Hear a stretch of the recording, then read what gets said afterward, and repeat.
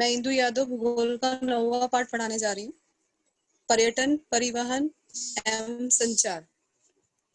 हम आज के हमारे अध्ययन मुद्दे हैं पर्यटन का पहला ब्राजील का पर्यटन पढ़ेंगे हम उसमें, और दूसरे में भारत के पर्यटन की जानकारी प्राप्त करेंगे, और इसी तरह हम परिवहन में ब्राजील के परिवहन की जानकारी प्राप्त करेंगे। पर्यटन का अर्थ और परिभाषा जैसे कि आपकी किताब में नहीं दिया गया है, लेकिन हम पर्यटन का अर्थ देख लेते हैं। परीक्षा में लिखने की भी आवश्यकता नहीं है, जस्ट आपके जानकारी के लिए मैंने ये दिया है। पर्यटन की ऐसी यात्रा है जो मनोरंजन या फुर्सत के क्षणों का आनंद उठाने के उद्देश्य से की जाती है। अब जैसे आप लोग सरल सी भाषा में पर्यटन को आप सरल सी भाषा में बोल सकते हैं कि जैसे हम घूमने फिरने के लिए जाते हैं, मनोरंजन करने के लिए कहीं एक स्थान से दूसरे स्थान पर जाते हैं कि हमें तरोताजा हो जाए, हम और अच्छे से काम करें।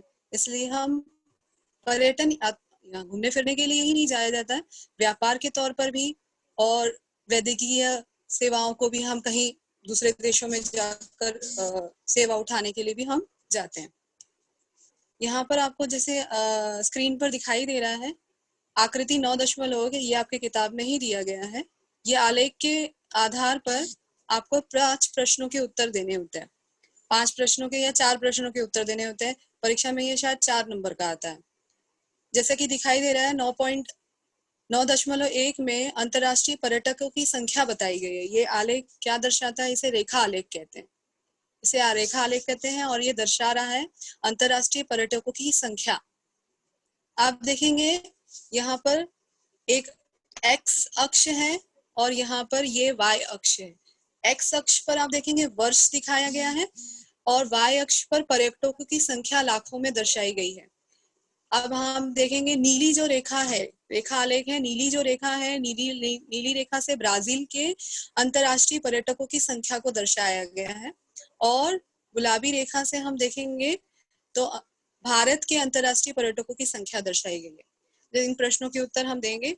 वर्ष 1995 में कौन से देश में अधिक पर्यटक आए? तो आप देखेंगे 1995 ये जो दिखाई दे रहा है आप लोगों को, अब यहाँ पर नीली रेखा थोड़ी सी नीचे चली गई है, और आप देखेंगे 20 पर ही, 20 लाख के जगह पर ही यहाँ पर गुलाबी रेखा नीली रेखा को थोड़ा ऊपर है। तो गुलाबी रेखा किसको दर्शाती है? भारत के अंतर्राष्ट्रीय पर्यटकों की संख्या दर्शाती है। तो 1995 में हम बताएंगे, इसका उत्तर ये होगा 1995 में भारत में अधिक पर्यटक आए। और वर्ष 2000 में कौन से देश में अधिक पर्यटकों का आगमन हुआ? प्रश्न दूसरा का उत्तर है, देखिएंगे आप तो सीधा सीधा आपको दिखाई दे रहा है नीली रेखा ऊपर गई हुई है।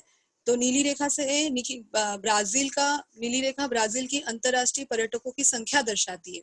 तो हम लिखेंगे पूरे प्रश्नों को, ये प्रश्न का उत्तर हम पूरे वाक्यों में लिखेंगे। वर्ष 2000 में कौन से की जगह पर हम लिखेंगे ब्राजील में अधिक पर्यटकों का आगमन हुआ।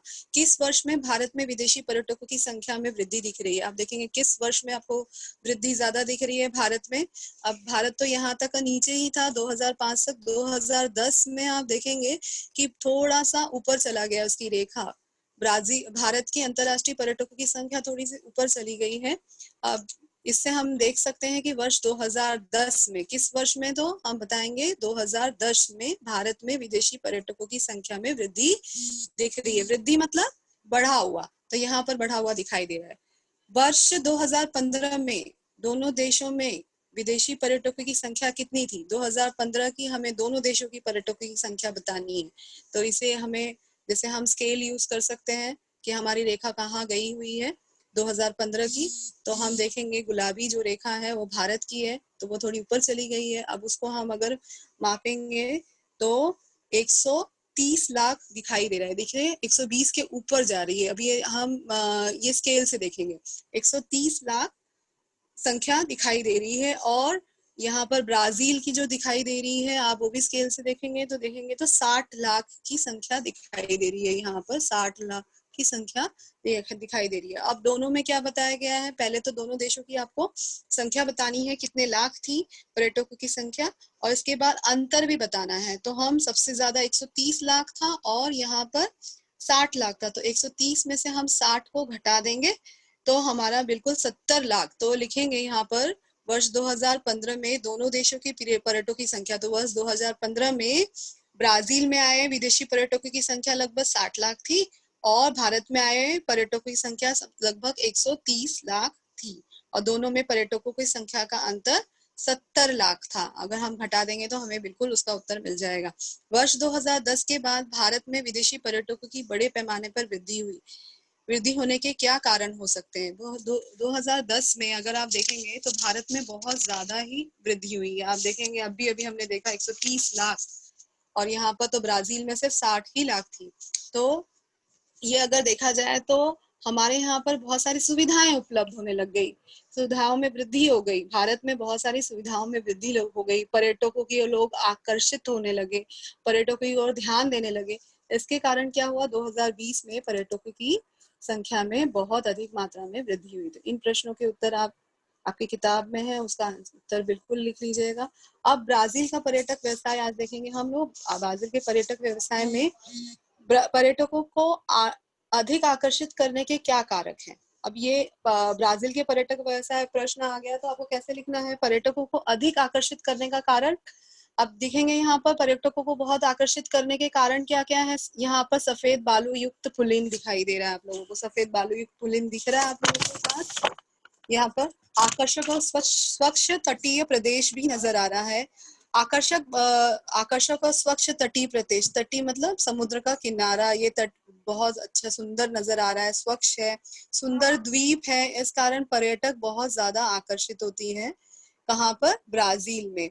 अंतरराष्ट्रीय पर्यटकों की संख्या बढ़ रही है। अमेजन के मैदान में स्थित घने वन, और यहाँ पर हमें देखेंगे अमेजन के मैदान में बहुत ज्यादा घने वन भी दिखाई ब्राजील में देते हैं। विभिन्न प्रकार के प्राणी और पशु एवं पक्षी एवं राष्ट्रीय उद्यान भी ब्राजील के पर्यटकों व्यवसाय के मुख्य आकर्षण के केंद्र है। और यहाँ पर महत्वपूर्ण व्यवसाय के रूप में पर्यटकों को ब्राजील में पर्यटक एक महत्वपूर्ण व्यवसाय के रूप में बहुत ज्यादा बढ़ रहा है आगे। और इसके कारण तीसरा पॉइंट देखेंगे तो हम प्रमुख आकर्षक स्थान यहाँ पर कौन कौन से आकर्षक स्थान, जैसे नई राजधानी ब्राजीलिया, यहाँ पर दिखाई दे रहा है आप लोगों को ब्राजीलिया। नई राजधानी जो ब्राजीलिया है वो ब्राजीलिया बहुत ये ब्राजीलिया ये ब्राजील की राजधानी है। और यहाँ पर ब्राजील की राजधानी में यहाँ पर दिखाई दे रहा है ये चित्र में, यहाँ पर बहुत सुंदर सुंदर आधुनिक वास्तुकला है, कलात्मक शहरी नियोजन है, यूनेस्को का विश्व धरोहर भी शामिल किया गया। वर्ल्ड हेरिटेज में इंग्लिश वाले लेसन में आप लोगों ने पढ़ लिया होगा किस तरह से 5 सोपान है, किस तरह से वर्ल्ड हेरिटेज में हम कोई भी जगह को शामिल करते हैं। तो ये जो ब्राजीलिया है ये विश्व धरोहर में इसको शामिल कर लिया गया है। नई राजधानी रियो डी जेनेरो, ये जो आपको चित्र दिखाई दे रहा है ये रियो डी जेनेरो का है। रियो डी जेनेरो ब्राजील की राजधानी पहले हुआ करता था। यहाँ पे भी समुद्र तट है, स्मारक है, सांस्कृतिक आकर्षण है। इस कारण यहाँ पर पर्यटक बहुत ज्यादा आकर्षित होते हैं।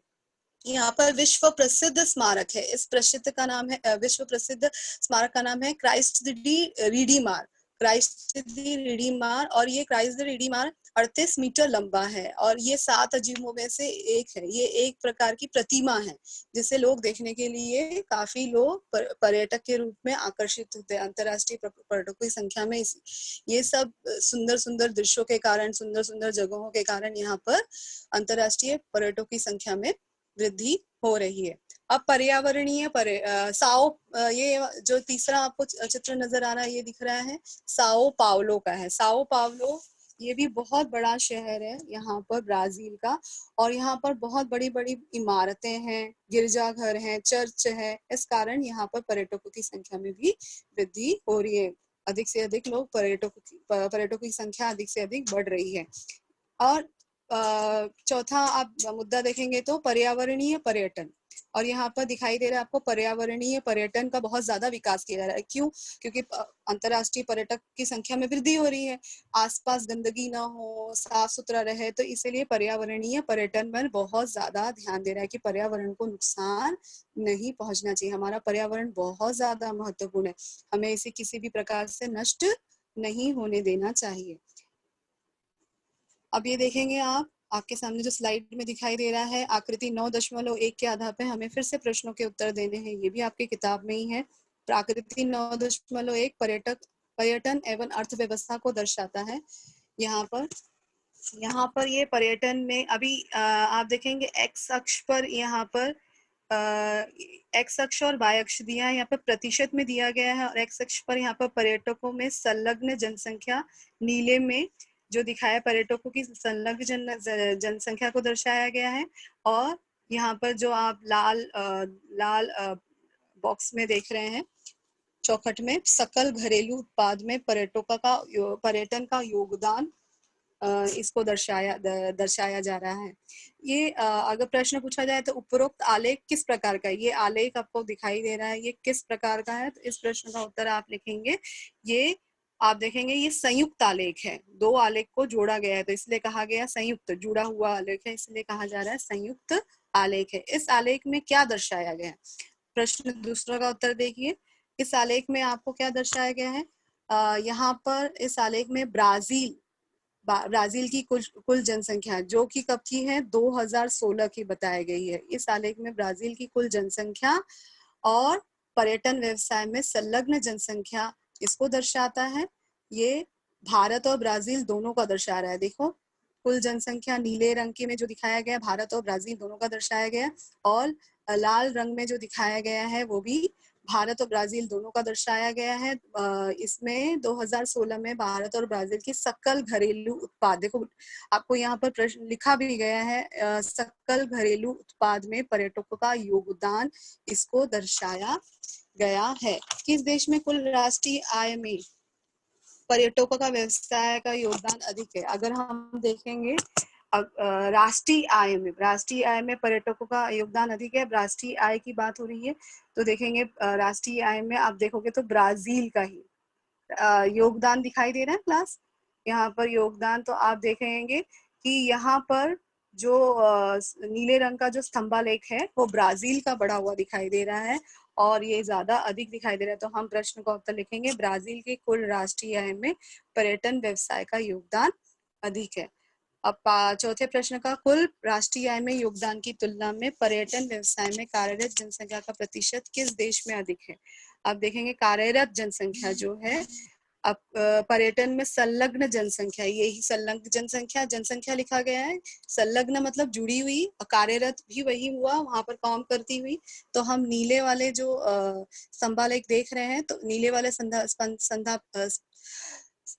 स्तंभालेख में यहाँ पर दिख रहा है कि ब्राजील की जो स्तंभालेख है वो थोड़ा नीचे है, भारत की स्तंभालेख जो है वो थोड़ा सा उससे अधिक है। तो हम यहाँ पर जनसंख्या जितनी ज्यादा कार्यरत किसकी है, भारत की, लेकिन राष्ट्रीय आय में ब्राजील का योगदान ज्यादा है। और इसका मुख्य कारण यही है कि आप देखोगे दोनों की तुलना की जाए तो राष्ट्रीय आय में अगर देखा जाए तो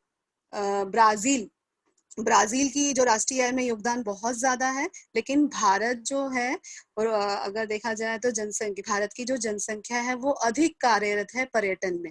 लेकिन ये हम जब मापते हैं राष्ट्रीय आय को तो ये अधिकतर आप बोलोगे ज्यादा कार्यरत भारत में है तो भारत की राष्ट्रीय आय अधिक होनी चाहिए, लेकिन इसका मुख्य कारण जनसंख्या से जोड़ा गया, क्योंकि भारत की जनसंख्या आपको पता है, भारत की जनसंख्या बहुत ही, अगर ब्राजील के मुकाबले अगर तुलना की जाए तो भारत की जनसंख्या काफी कम है। भारत की जनसंख्या 138 करोड़ है और अगर हम ब्राजील की जनसंख्या देखें तो 21 करोड़ है, जो आप जनसंख्या वाले पार्ट में पढ़ ही चुके होंगे।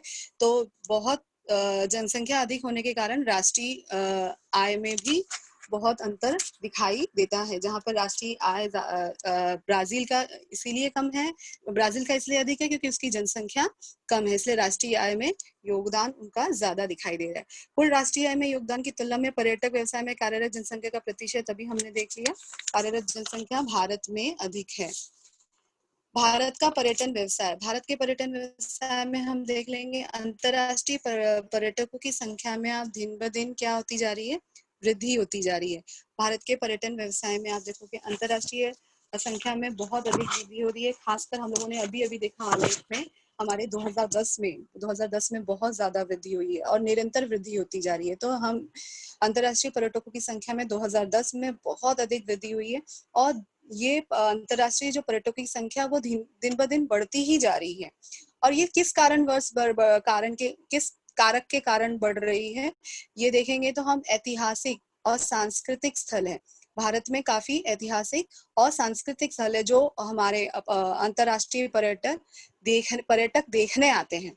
अंतर्राष्ट्रीय पर्यटक इसे बहुत देखने आते हैं। ऐतिहासिक हम देख रहे थे, ताजमहल है, ऐतिहासिक और हमारी संस्कृति का प्रतीक है।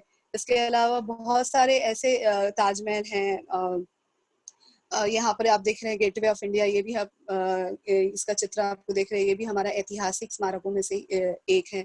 यहाँ पर वैद्यकीय सेवाओं का भी लाभ उठाने के लिए पर्यटक बहुत ज्यादा भारत में, हमारे विदेशी पर्यटक बहुत ज्यादा भारत में आ रहे हैं। किस वैद्यकीय की सेवा मतलब, वैद्यकीय मतलब जैसे हम इलाज कराने के लिए, आप देखोगे काफी अभी इलाज कराने के लिए योगा, भारत में अभी देखो योगा खूब प्रचलित हो गया है, और इसके कारण पूरे विश्व में हमारा नाम हो रहा है कि योगा जो है, योग जो किया जाता है वो हमारे भारत देश से ही निकला हुआ है। तो योग भी बहुत सारी रोगों का इलाज है। काफी लोग यहाँ पर इलाज कराने, आयुर्वेदिक जो इलाज कराने के लिए काफी लोग विदेशों से यहाँ पर आ रहे हैं। तो वैद्यकीय की सेवाओं का लाभ लेने के लिए भी भारत में लोग आकर्षित हो रहे हैं।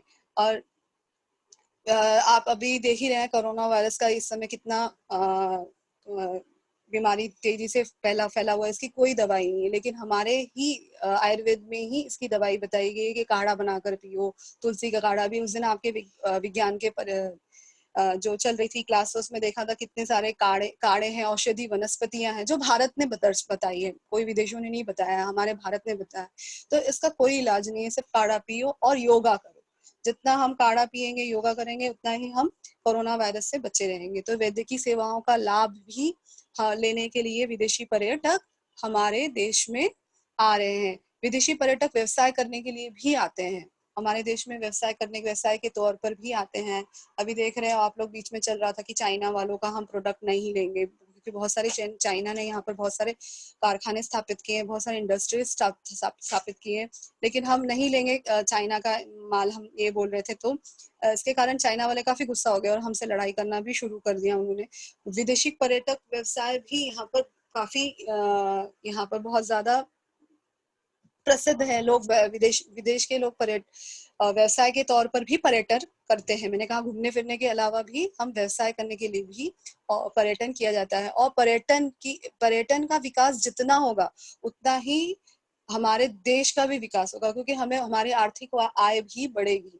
तो पर्यटन का जितना भी विकास होगा उतना ही हमारे देश का भी विकास होगा, और हम भी आगे विकसित देशों में बदल जाएंगे। यहाँ पर देखेंगे प्रमुख आकर्षक स्थल, यहाँ पर भी लोग आते हैं जब विदेशों से, तो प्रमुख आकर्षक स्थलों को देखने आते हैं। जैसे ऐसी ऐतिहासिक और सांस्कृतिक स्थल है, यहाँ पर मंदिर हैं, गुफाएं हैं। अजंता एलोरा की गुफा आप लोगों को पता ही होगी। स्वच्छ सागरीय तट है, हमारे यहाँ पे भी सागरीय तट है, स्वच्छ दिखाई दे। राष्ट्रीय उद्यान संजय गांधी उद्यान आप बोरीवली में ही है। जिस तरह से बहुत सारे ऐसे हमारे अलग अलग देश के जगहों पर, स्थानों पर आप राष्ट्रीय उद्यान देख सकते हैं। और हमारा भारत भी पर्यावरणीय पर्यटकों को बहुत ज्यादा प्रोत्साहन दे रहा है, क्योंकि पर्यावरण बहुत ज्यादा महत्वपूर्ण है।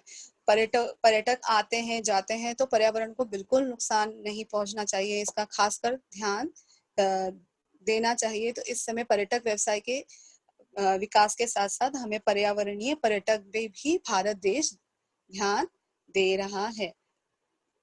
परिवहन आपका दूसरा, आप देखेंगे दूसरा आज का हमारा अध्ययन परिवहन का अर्थ और अध्ययन मुद्दा है परिवहन का अर्थ और परिभाषा। परिवहन किसे कैसे कहते हैं? परिवहन दो शब्दों से मिलकर बना है, एक परि और धन, दूसरा वहन। परि धन वहन, आप लोगों ने संधि विच्छेद कर दिया है, हिंदी में करते हो परि धन वहन। परि का अर्थ है पार लगाना और वहन का अर्थ है ले जाना, पार ले जाना। मतलब किसी भी परिवहन का अर्थ है आशय पार ले जाना, मतलब व्यक्ति या वस्तुओं को या जीव जंतुओं को किसी माध्यम के द्वारा हम एक स्थान से दूसरे स्थान तक ले जाते हैं। ले जाने की क्रिया को हम क्या कहते हैं? परिवहन कहते हैं।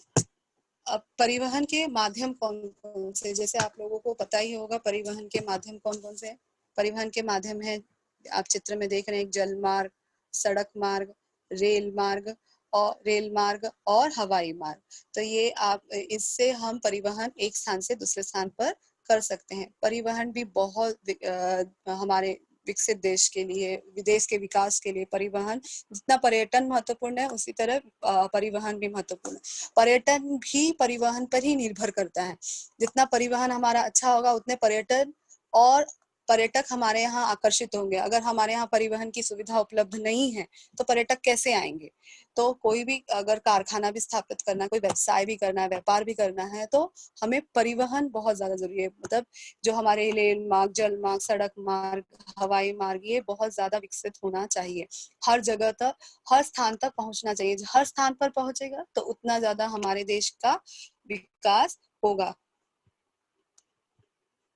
यहाँ पर ब्राजील का परिवहन आप देख सकते हैं। ब्राजील के परिवहन का मानचित्र दिखाया गया है।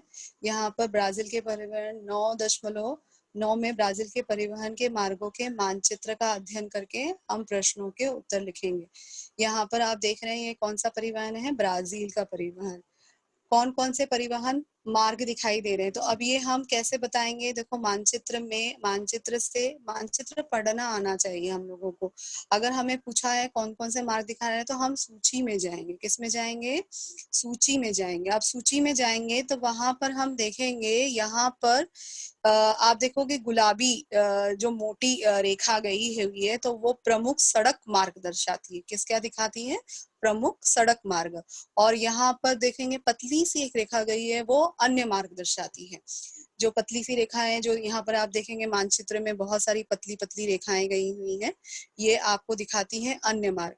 ये प्रमुख सड़क मार्ग, बहुत जो मोटी रेखा गई हुई है उसमें प्रमुख सड़क मार्ग दिखा रही है। और तीसरी रेखा हम देखेंगे तो लौह मार्ग दिखा रहा है। लौह मार्ग यहाँ पर देख रहे हैं क्लास, आप लौह मार्ग दिखा रहा है। जो एक लाइन खींचकर आप देखोगे ज्यादा काला और सफेद भागों में उसको विभाजित किया गया है, वो लौह मार्ग दर्शाता है। लौह मार्ग अर्थात आप देखेंगे, लौह मतलब लोहा और मार्ग मतलब रास्ता। अब लोहे का रास्ता, लोहे का रास्ता थोड़ी ना होगा।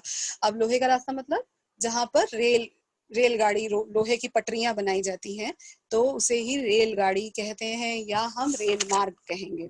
यहाँ पर आप देखोगे काले, यहाँ पर जो काला छोटा बड़ा थोड़ा बिंदु दिया गया है वो ब्राजीलिया को दर्शाता है।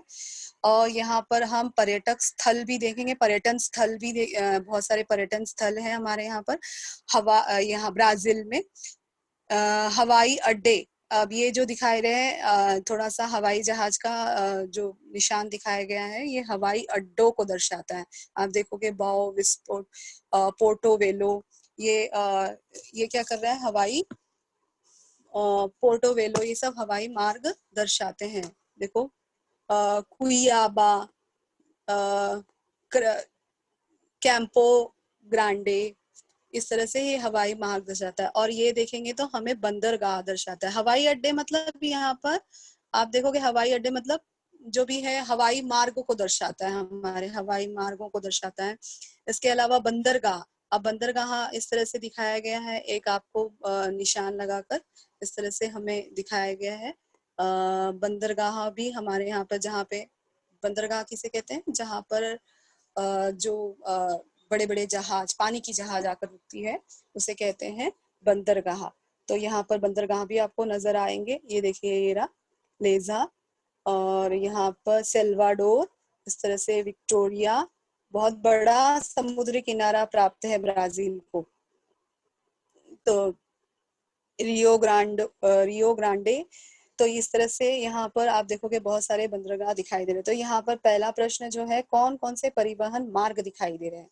आप देखेंगे कौन कौन से परिवहन मार्ग दिखाई दे रहे हैं, कौन कौन से परिवहन मार्ग दिखाई दे रहे हैं। तो आप यहाँ पर हम देखेंगे गुलाबी जो रेखा, बड़ी मोटी सी रेखा गई हुई है, ये प्रमुख सड़क मार्ग को दर्शाती है। प्रमुख सड़क मार्ग, तो पहला हमें मार्ग मिल गया, परिवहन मार्ग, सड़क मार्ग। दूसरा हमें क्योंकि एक ही मार्ग नहीं है यहाँ पर, हम देखेंगे एक और मार्ग है लौह मार्ग। तो लौह मार्ग को हम लिखेंगे रेल मार्ग, सड़क मार्ग रेल मार्ग। और तीसरे में हम देखेंगे हवाई अड्डा, हवाई अड्डे को हम लिखेंगे वायु मार्ग। और क्योंकि मार्ग पूछा है परिवहन के मार्ग, तो हम उस तरह से दर्शाएंगे। अभी मैंने आपको यहाँ पर परिवहन के मार्ग भी दर्शाए थे। यहाँ पर आप लोगों को जल मार्ग, सड़क मार्ग, रेल मार्ग, हवाई मार्ग, लेकिन यहाँ पर अब देखेंगे यहाँ पर मुख्य रूप से सड़क मार्ग है, लौह मार्ग है, और लौह मार्ग मतलब रेल मार्ग है। अब देखेंगे यहाँ पर हमें हवाई अड्डा भी दिया है, तो यहाँ पर हम लिख देंगे यहाँ पर क्या, वायु मार्ग।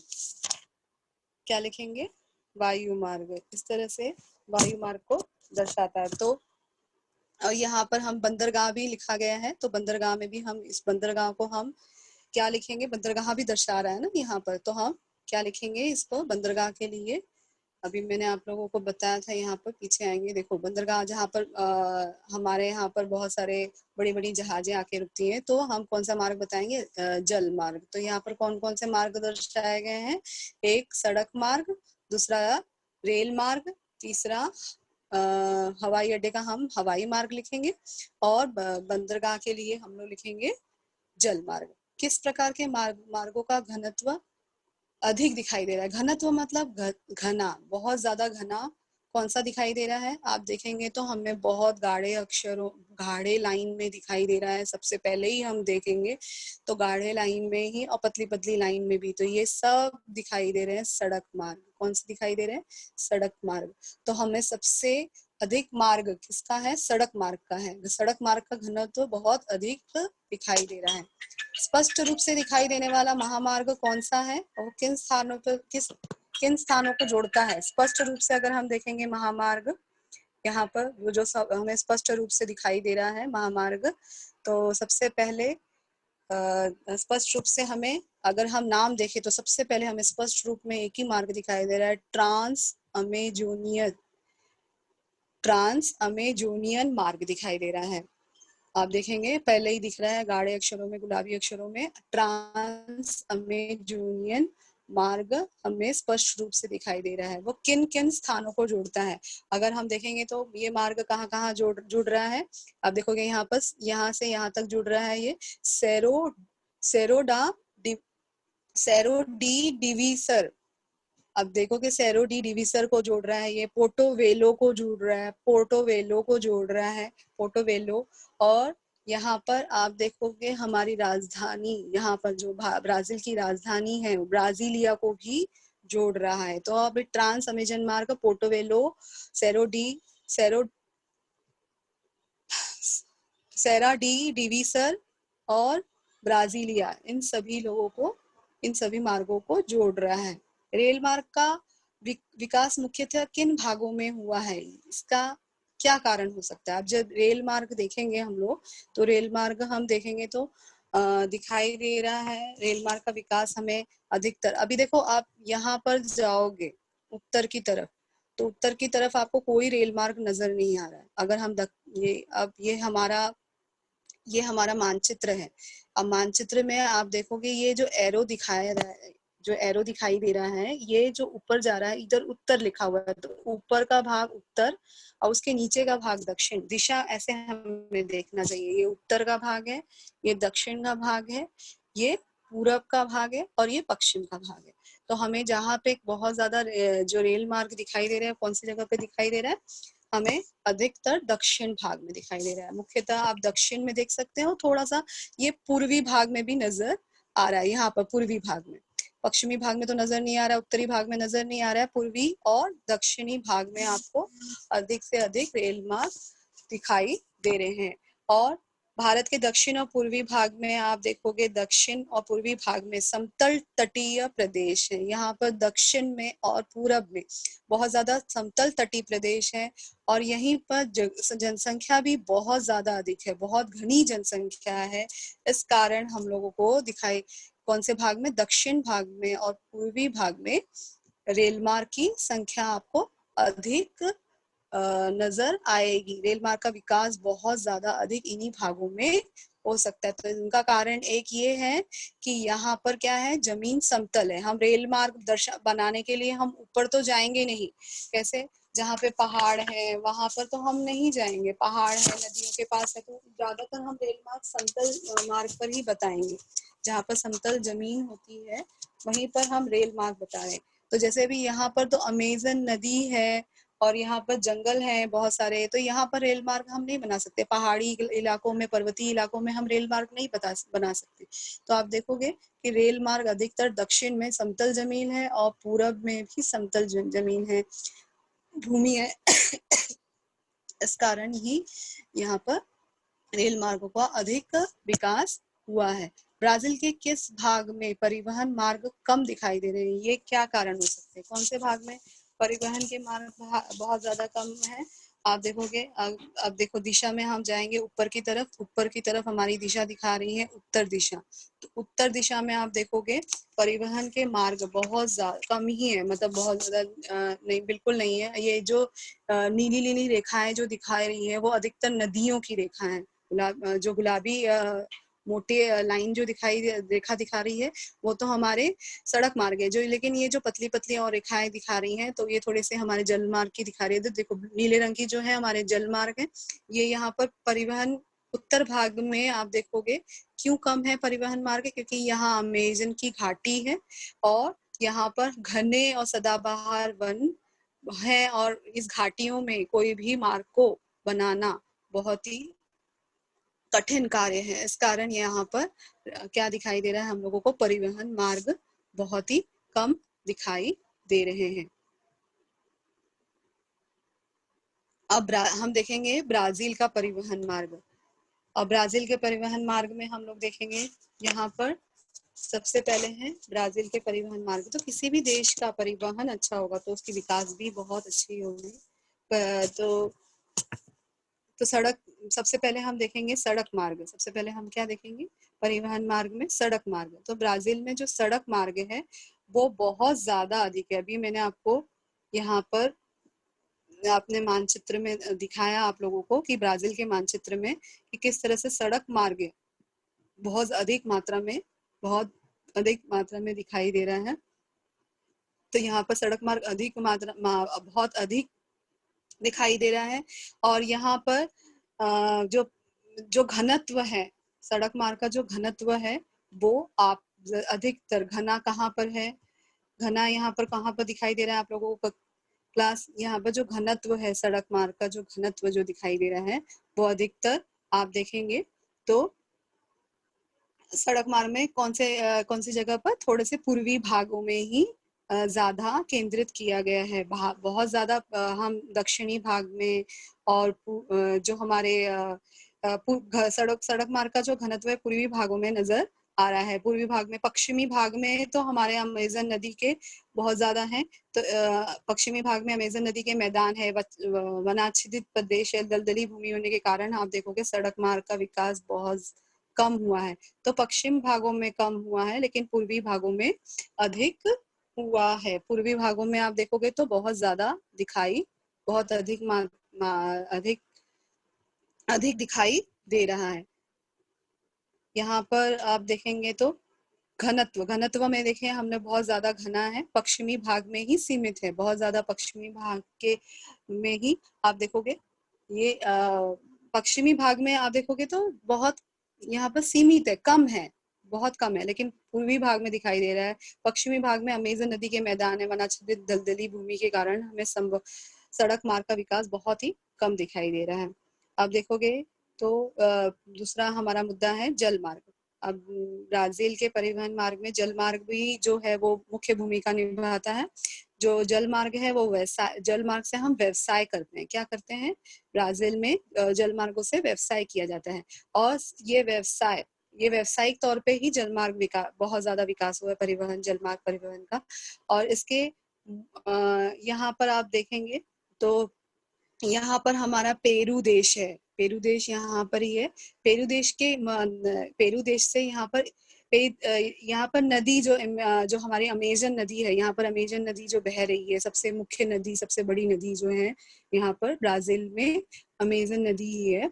बड़ी नदी, और इसके नदी के मुहाने से पेरू देश के इक्विटॉस इस स्थान पर, अगर आप इस स्थान पे देखेंगे तो यहाँ पर इक्विटॉस एक पेरू देश के स्थान पर है जहां तक हम परिवहन होता है। लेकिन ये परिवहन जो होता है, ये जो परिवहन हो रहा है, ये परिवहन आप देखोगे, ये परिवहन जल मार्ग परिवहन हो रहा है।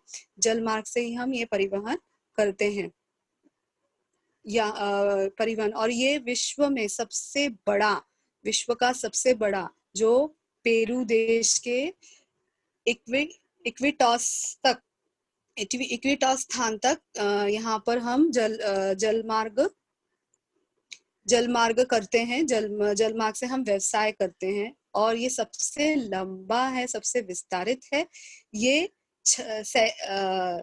3700 किलोमीटर यहाँ पर इसका मार्ग है। ये करीब 3700 किलोमीटर मार्ग, इतना बड़ा लंबा मार्ग है, सबसे बड़ा मार्ग है और सबसे लंबा पूरे विश्व में, पूरा सबसे लंबा मार्ग है। यहाँ पर सब आंतरिक परिवहन होता है। आंतरिक मतलब देश के अंदर, जैसे हम देश में ही नदियों के द्वारा, तो मेजन नदी के द्वारा हो रहा है, तो ये देश के अंदर ही हो रहा है। समुद्र में तो सभी लोग व्यापार करते हैं, सभी लोग समुद्र से हम जलमार्ग करते हैं, लेकिन यहाँ पर आंतरिक रूप से आप देखेंगे तो सबसे ज्यादा परिवहन, सबसे बड़ा परिवहन या सबसे पूरे विश्व का 3700 किलोमीटर मार्ग यहाँ पर लंबा मार्ग है। और यहाँ पर और भी दिखाई दे रहा है हम लोगों को, दक्षिण में बहने वाली जो नदी है, पराना नदी है। दक्षिण में कौन सी नदी बहती है? पराना नदी है। जो पराना नदी है, यहाँ पर देखेंगे दक्षिण में आपको पराना नदी नजर आएगी। दक्षिण में यहाँ पर पराना नदी है। ये क्रैम्पो ग्रांड के बगल में ही आपको दिखाई देगा। ये पराना नदी का ये दिख रहा है, जो रेखा गई हुई है नीले रंग की, पराना नदी है। और ये पराना नदी भी जल परिवहन के लिए बहुत ज्यादा उपयुक्त है। जल परिवहन यहाँ पर होता है। और आप देखेंगे ये जो ब्राजील को इतना बड़ा सागरीय तट मिला है, इस सागरीय तट पर भी हम क्या करते हैं? सागरीय परिवहन करते हैं। सागर के द्वारा, समुद्र के द्वारा हमारा परिवहन होता है। सागरीय परिवहन अर्थात वही जल मार्ग के द्वारा हम व्यवसाय करते हैं, एक जगह से दूसरी जगह जाते हैं। और अगर आप देखेंगे जल मार्ग जो है वो सबसे सस्ता साधन है, सबसे सस्ता हमारा परिवहन का माध्यम है। जो और सबसे आप देखेंगे सबसे जो कीमती है परिवहन का मार्ग, वो हवाई जहाज से हम करते हैं, वायु मार्ग।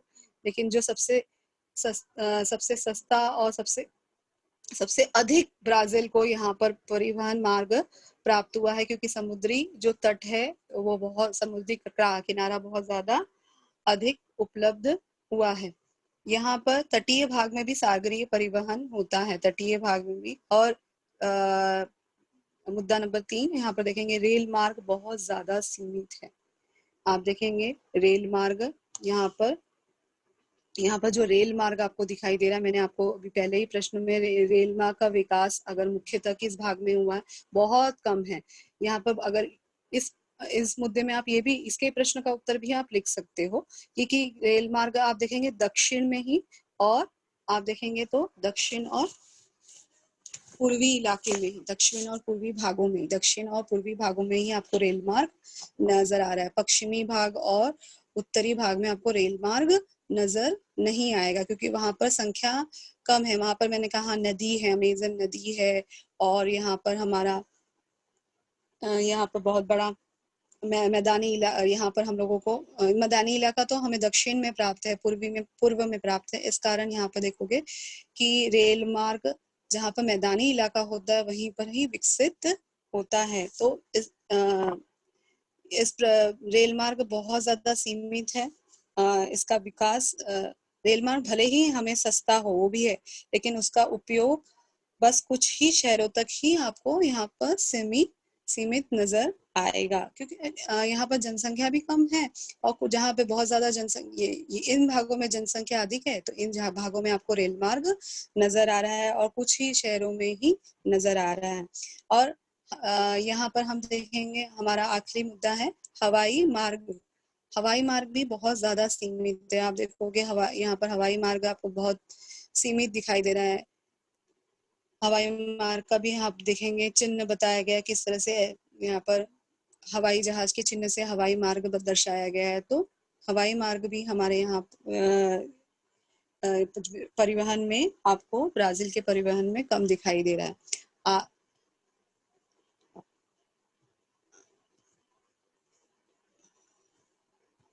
ओके, आज हम लोगों ने क्या क्या पढ़ा क्लास? आज हम लोगों ने पर्यटन, परिवहन और संचार में हम लोगों ने ब्राजील का पर्यटन, भारत का पर्यटन और ब्राजील के परिवहन के बारे में हमने जानकारी प्राप्त की। पर्यटन भी हम किसी भी देश के विकास के लिए बहुत ज्यादा आवश्यक होता है। इसमें हम लोगों ने ये आलेख देखा और इसके अलावा पर्यटन व्यवसाय, ब्राजील का पर्यटन व्यवसाय बहुत विकसित हो रहा है। लोग यहाँ पर लोगों का ये महत्वपूर्ण व्यवसाय बन गया है। और आप देखोगे आर्थिक, अगर हमारे इस आर्थिक रूप से व्यवसाय में भी बहुत ज्यादा पर्यटन व्यवसाय के कारण बहुत ज्यादा आर्थिक मजबूती आई है। और यहाँ पर आकर्षित करने के लिए बहुत सारे स्थान हैं। तो हम लोगों ने देखा सफेद बालू युक्त पुलिन दिखाई दे रहा है, आकर्षक स्वच्छ तटीय प्रदेश दिखाई दे रहा है। इस तरह से बहुत सारे आकर्षक स्थान भी है, जैसे ब्राजीलिया जो ब्राजील की राजधानी है, Rio de Janeiro, Sao Paulo. Rio de Janeiro में आप देखोगे बहुत बड़ी यहाँ पर मूर्ति है, ये भी हमने देखा। पर्यावरणीय पर्यटन का विकास हो रहा है। इसके हमने ये भी आलेख के बारे में जानकारी प्राप्त की। पर्यटन एवं अर्थव्यवस्था किस प्रकार से जुड़ी हुई है, पर्यटन के साथ अर्थव्यवस्था किस प्रकार से जुड़ी हुई है, 2016 का दर्शाया गया है। ये आलेख के संयुक्त आलेख के माध्यम से दर्शाया गया है। और इसके अलावा हमने भारत के पर्यटन व्यवसाय के बारे में भी हमने जानकारी प्राप्त की, किस तरह से संख्या में वृद्धि हो रही है। लोग यहाँ पर ऐतिहासिक स्थल, वैद्यकीय सेवाएं और पर्यटक व्यवसाय करने के लिए लोग यहाँ पर बहुत ज्यादा आकर्षित हो रहे हैं। यहाँ की मंदिर, गुफाओं को, राष्ट्रीय उद्यानों को भी अंतर्राष्ट्रीय पर्यटक देखने के लिए आकर्षित होते हैं। परिवहन का भी हमने अर्थ देख लिया, एक स्थान से दूसरे स्थान पर व्यक्तियों को या वस्तुओं को ले जाना, उसे कहा जाता है परिवहन। परिवहन के माध्यम भी हमने देख लिए, जल मार्ग, सड़क मार्ग, रेल मार्ग और हवाई मार्ग। इस तरह से ब्राजील के परिवहन के भी हमने यहाँ पर ब्राजील के नक्शे के द्वारा इनके प्रश्नों के भी उत्तर दिए। हम लोग ब्राजील के परिवहन के बारे में भी जानकारी हमने अधिक से अधिक प्राप्त कर ली। ब्राजील के परिवहन मार्ग किस तरह से, सड़क मार्ग, जल मार्ग, सड़क मार्ग और जल मार्ग तो काफी है, लेकिन रेल मार्ग और हवाई मार्ग बहुत ज्यादा सीमित है। और ये कुछ ही जगह पर, जहाँ पे जनसंख्या है और जहाँ पर समतली इलाका है, वहां पर हम हवाई मार्ग करते हैं। Okay students. हाँ बच्चों, किसी को अगर कुछ सवाल पूछना है तो आप लोग पूछ सकते हो। अपना हाथ ऊपर कीजिए।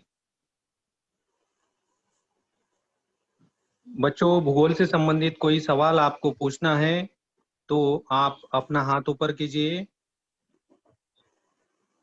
मैडम आपके क्वेश्चन का जवाब देगी। किसी को पूछना है बच्चों?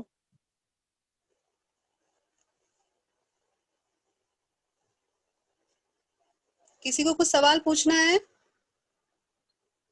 आज के पर्यटन और परिवहन के बारे में कुछ भी सवाल किसी को पूछना है तो पूछिए बच्चों।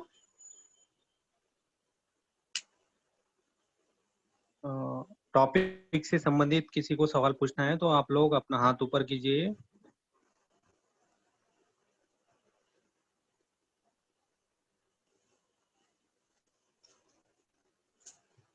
Okay madam. सर किसी को कुछ नहीं पूछना है? नहीं, किसी का हाथ ऊपर नहीं मैडम। ओके सर, तो फिर मैं लीव करूं सर? एक मिनट मैडम। हाँ सर।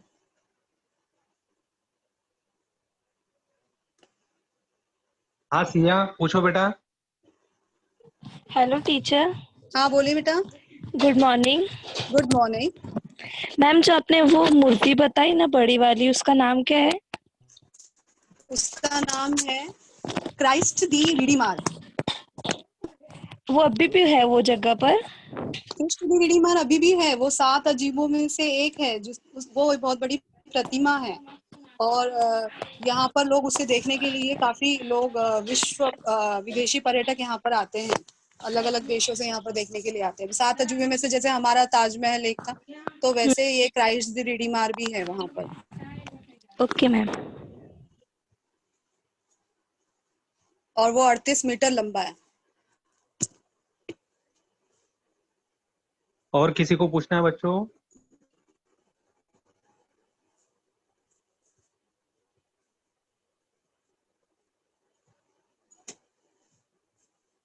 किसी को कुछ पूछना है?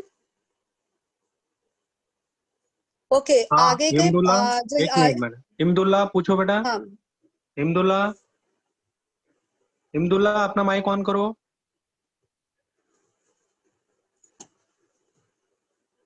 इमदुल्ला अपना माइक ऑन करो, पूछो।